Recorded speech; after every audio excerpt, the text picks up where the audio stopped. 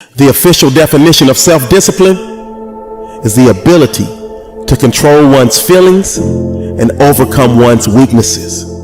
Discipline. If there is a magic word that stands out above all the rest, this is the one. Discipline. Discipline is the bridge between thought and accomplishment. Discipline is the root of all good qualities, but you have to absolutely apply it to things outside of just waking up early. See, the problem with you is you rarely exercise your self-discipline muscle. You just go with the flow. No backbone whatsoever. And that's perfectly fine until you start whining and complaining about your lack of success. Failure is not a cataclysmic event. It is not generally the result of one major incident, but rather a long list of accumulated little failings. Failing in life is failing to think today, failing to act today, failing to care, to strive, to climb, to learn, to keep trying day by day. If your goal requires that you write 10 letters today and you write only 3, you are down 7 letters. If you want to make 5 calls and you only make 1, you are down 4 on calls. If your plan calls for saving $10 today and you save none, you're down $10 today. Now the danger is looking at an undisciplined day and concluding that no great harm has been done.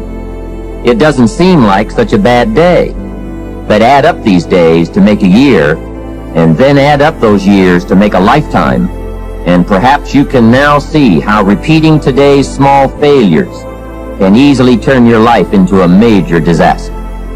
Whining and complaining about your lack of progress. Whining and complaining that you're not gaining any momentum and you can't seem to get ahead in life. See, self-discipline begins with the mastery of your thoughts. If you don't control what you think, you can't control what you do. So don't talk to me about your failures. Don't talk to me about your setbacks. Don't talk to me about the lack of success you are achieving, because I'm that one. I'm that one that will tell you the exact reason why you are failing. You're failing because on a daily basis, you fail to exercise your self-discipline muscle. On a daily basis, you fail to sacrifice. You're failing because on a daily basis, you fail to come up with a plan. On a daily basis, you fail to get uncomfortable. You fail to push past your limits. And you fail to believe in yourself. Excuses sound best to the person that's making them up. What are you going to do? I don't want you to get all emotional from this message that I'm leaving. Yeah, that's that real right there. 10 minutes later, 10 days later, you go back to doing the same shit. It's go season. It's everything. It's working out every day, making yourself stronger and faster and more flexible and healthier. Discipline is eating the right foods to fuel your system. It's about disciplining your emotions so you can make good decisions. It's about having the discipline to control your ego so your ego doesn't get out of hand and control you. And then we sat down and had a heart-to-heart conversation with ourselves. We self-assessed and took complete ownership for all of the lack of success that we were achieving.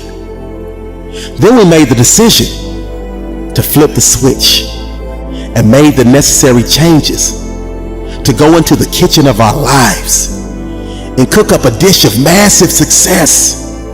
And we quickly realized that a key ingredient is self-discipline.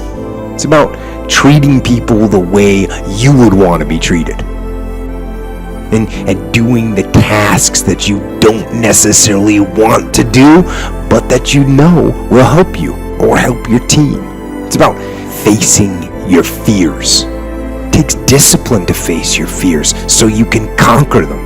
And that's what discipline is. Discipline means taking the hard road, the uphill road, to do what's right for yourself and for other people. It's so often the easy path that calls to us to be weak for that moment, to break down for that moment, to give in to the desire and the short-term gratification. But the discipline will not allow that. The discipline calls for strength and fortitude and will. It won't accept weakness. It won't tolerate another breakdown. The discipline can seem like it's your worst enemy, but the reality is, discipline is your best friend. It will take care of you like nothing else can. And it'll put you on that path. The path to strength and health and intelligence and happiness. And most importantly, it'll put you on that path to freedom. Success, on the other hand, is just the same process in reverse. If you plan to make 10 calls and you end the day making 15, now you're up 5 calls. If you then get up a few on letters, move up the savings numbers, you can see what a massive difference it could make in a year, and what wealth and accomplishment awaits for a lifetime. Discipline is like a set of magic keys that unlocks all the doors of wealth, happiness, sophistication, culture, high self-esteem, pride, joy, accomplishment, satisfaction, and success.